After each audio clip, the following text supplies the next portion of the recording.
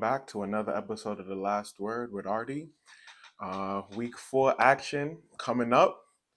It's going to be a great week. Shout out to Tua, man. Hope you have a speedy recovery. We all do. We saw what happened. I hope you just come back stronger and even better, bro. Shout out to you, Tua.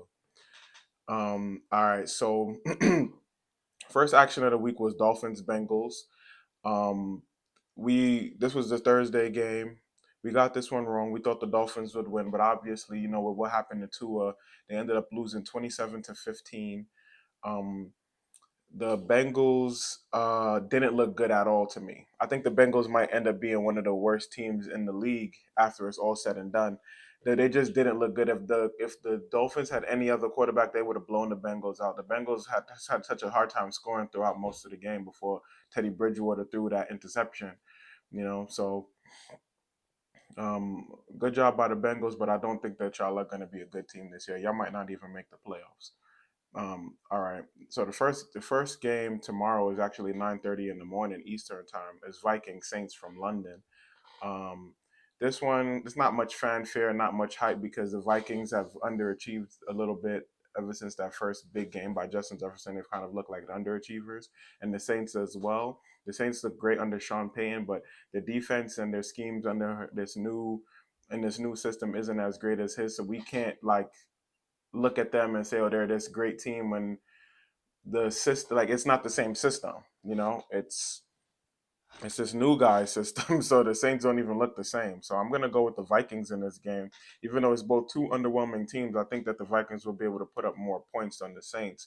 The Saints struggle on offense. There's like a great big struggle, and I think they got a lot of injured players this week as well. So we're gonna go with the Vikings. I think they take this one pretty easily. Actually, I think they're gonna be trying to bounce back from that game against the Lions. Actually, I mean, they won.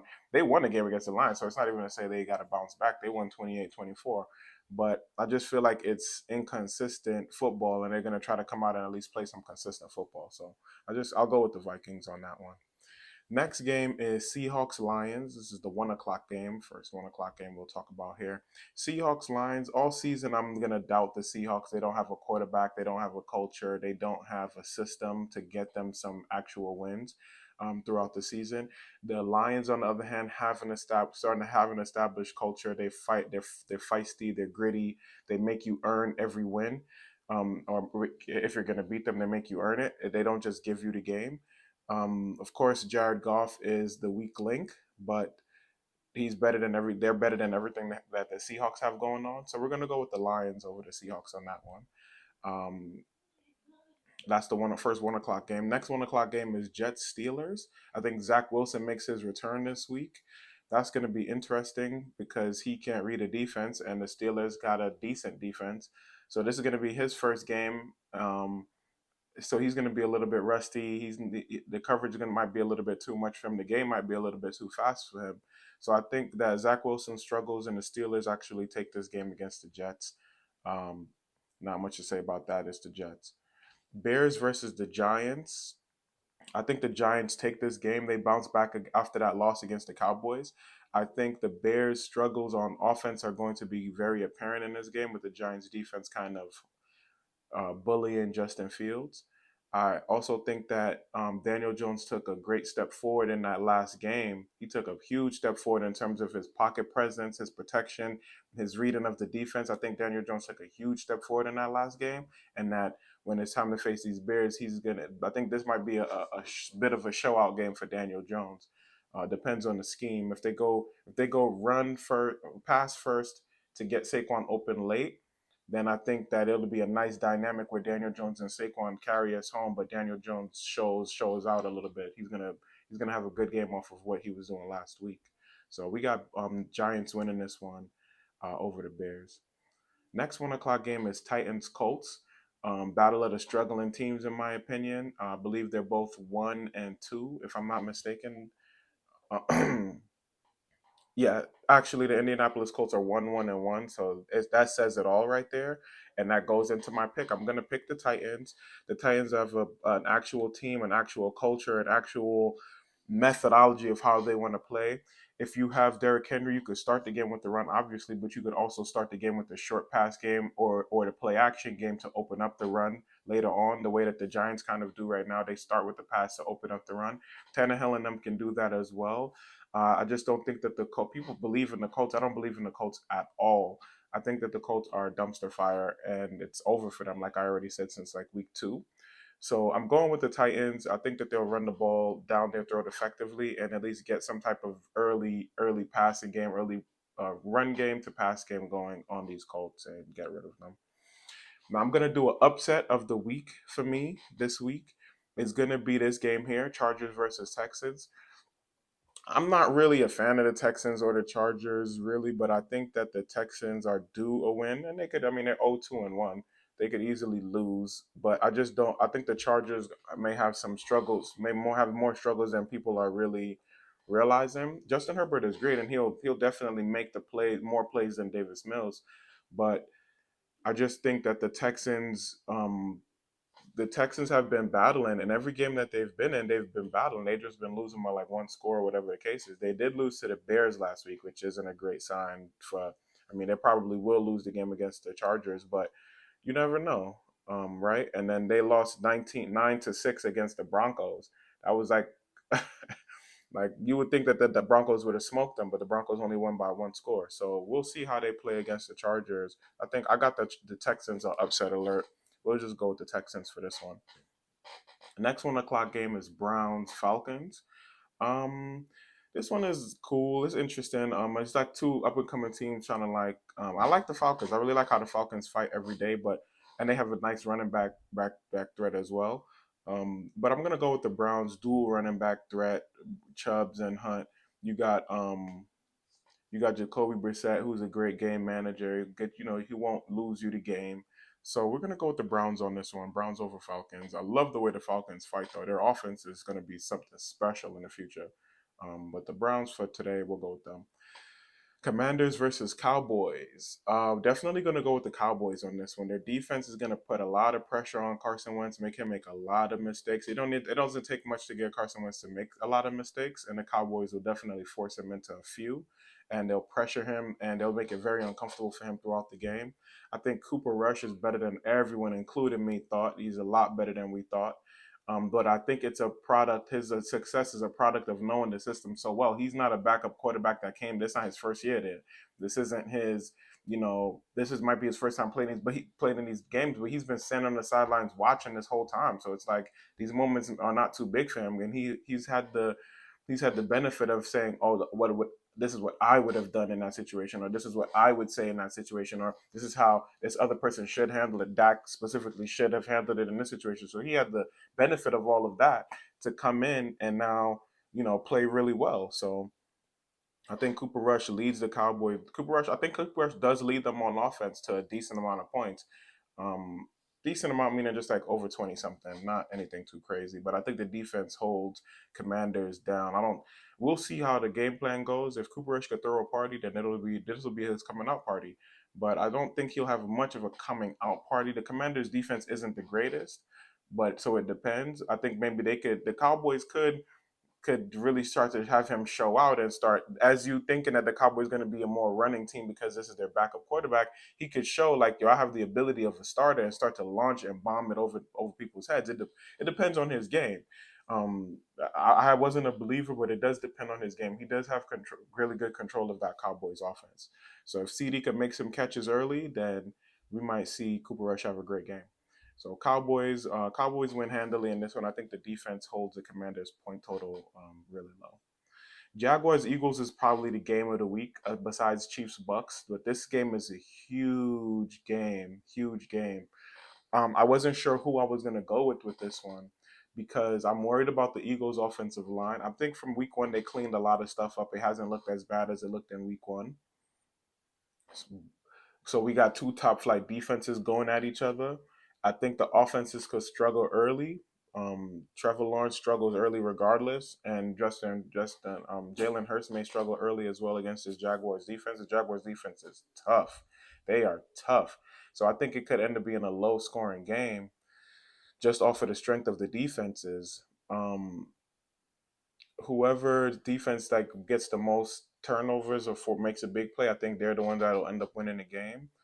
So I'm gonna have to go with the Eagles though, only because more experience at the quarterback position. So if I have to rate the defenses, I'll give the defenses an even grade, while I lean a little bit more towards possibly the Jaguars defense, right?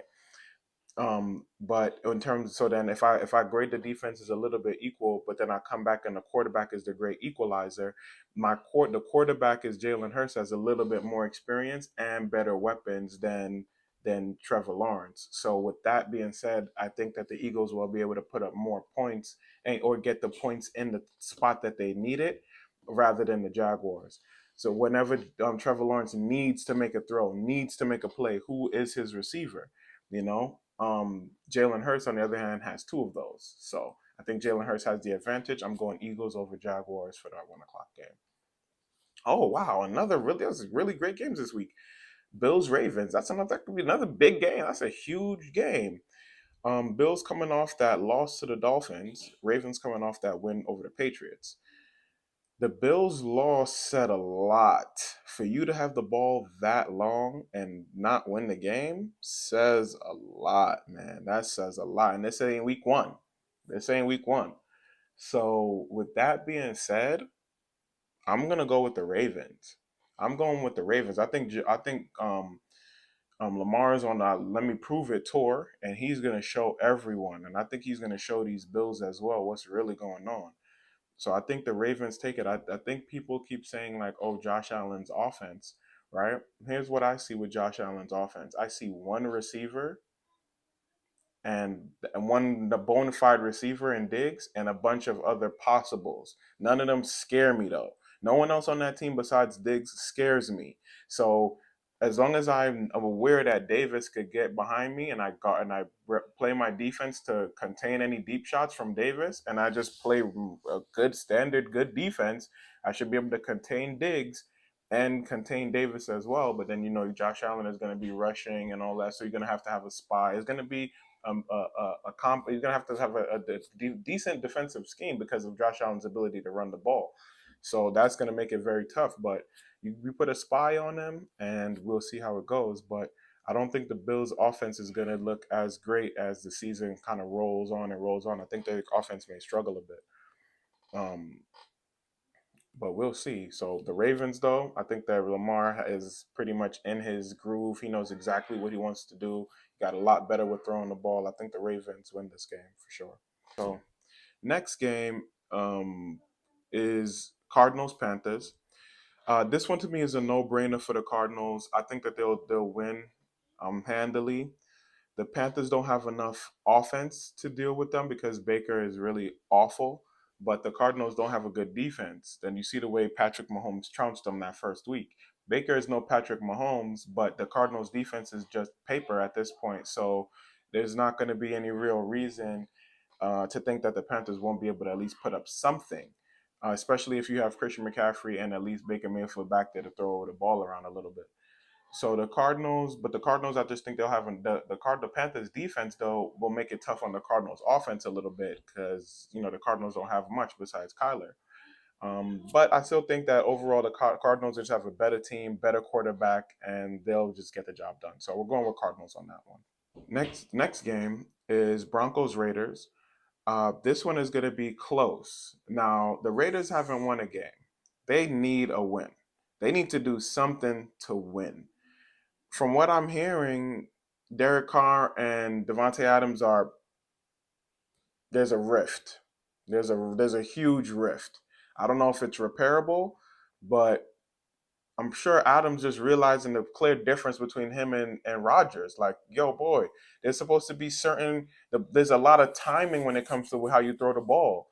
And he just doesn't have that timing. He's just not that good. Derek Carr never was that good. And but the Broncos defense is real deal Holyfield. And my biggest thing with the Raiders, I from day one I said they didn't have enough to get the job done. It's easy to guard them with just Adams and Waller, bro. That's easy. That's easy to guard against. The Broncos have a stout defense. How many points are the Raiders even going to be able to put up? That's the thing. I think the Broncos take this. I think the Raiders fall to 0-4. I think Raiders fall to 0-4 in this game. So the it's gonna be a long season if they go 0-4. That's gonna be crazy. But we'll see. Hopefully they could get a win, but I don't think they will. Next 425 game is Packers versus the Patriots. This is going to be a great game. This is going to be a fantastic game. Um, I think the Patriots depends though if Mac Jones plays. If Mac Jones plays, the Patriots will have a decent defense, okay enough offense to kind of hang with the Packers. If Mac Jones doesn't play, it's just going to be crazy. It's going to be over. But either way, Mac Jones played or not, I would have picked the Packers. I think that the Packers, even with their low scoring win over the Bucks, they won the game and they showed that they could win a dogfight over another team. Even though, you know, the Bucks lost the game more than the Packers kind of beat them because the Packers scored early, quickly, and um, scored early, scored quickly and early. Yeah, scored early, quickly. The Packers scored early in that game, and they scored like twice early. But from then they didn't score anymore. So the Packers offense might struggle a little bit against this Patriots defense, but I think in the end they shown that they can kind of win those kind of games, and I think they'll win this one. So tomorrow night's game is the Chiefs Buccaneers. That's a huge game. Everyone is talking about that game. That is a huge game. Um,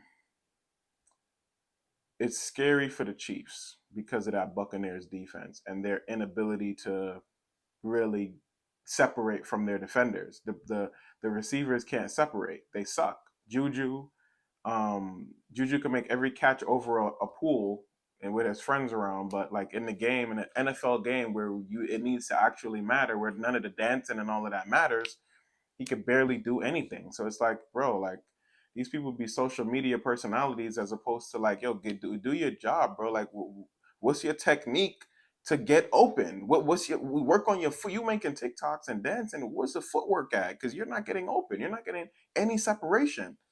Like you, Vandal, Scoutling, all y'all, like, what's up? So the Chiefs, I think this offense is gonna struggle. The Bucks are getting Mike Evans back. So the offense is going to look a little bit better than it did last week. Definitely should put up at least a little bit more points. And I'm gonna say the Bucks take this one, man. I'm gonna say the Bucks take it. I would be glad if the Chiefs took it, but I just don't. With the way that their offense looks, and don't get me wrong, I think the Chiefs defense, as I said the Chiefs defense is going to start rolling. I think that Chiefs defense is going to start rolling. Karlaftis on the line is going to be able to apply pressure, and that could be an equalizer in this game. The Chiefs defensive line will see against that Bucks O line. We'll see if the Chiefs offense could generate some pressure. They didn't generate much last week against the Colts, so I don't know if they'll be able to this week against the Bucks. I'm hoping so, but I think the Bucks will end up taking it. So there's that. So last game we'll discuss is 49ers Rams. That's the Monday game. This game is interesting, but I think that the Rams are going to take it. I think the 49ers, Jimmy Garoppolo, not going to be able to generate enough offense. They'll have a great defense, which will stymie Matthew Stafford at times because he's not great at all, how much interceptions he throws, how reckless he is. But the 49ers don't have enough offense. They're not going to be able to put up enough offense against this Rams defense. Garoppolo will be dinking and dunking it and not really doing that much and making a lot of mistakes. So I think the Rams defense forces Garoppolo into a ton of mistakes. He doesn't get the job done, and the Rams beat these boys handily. Maybe like I don't know in the 30s. I think the Rams score up in the 30s, even with that good 49ers defense. I think the Rams end up scoring somewhere up in the 30s, and the 49ers aren't able to generate much points. So that's this week's picks. It's going to be a great weekend. Looks like there's going to be some great matchups, especially these Chiefs, Bucks, Bills, Ravens, Jaguars, Eagles for sure. Yeah, look forward to it. We'll talk about them tomorrow. Thank you guys for tuning in. Could have been anywhere in the world, but you were here with me.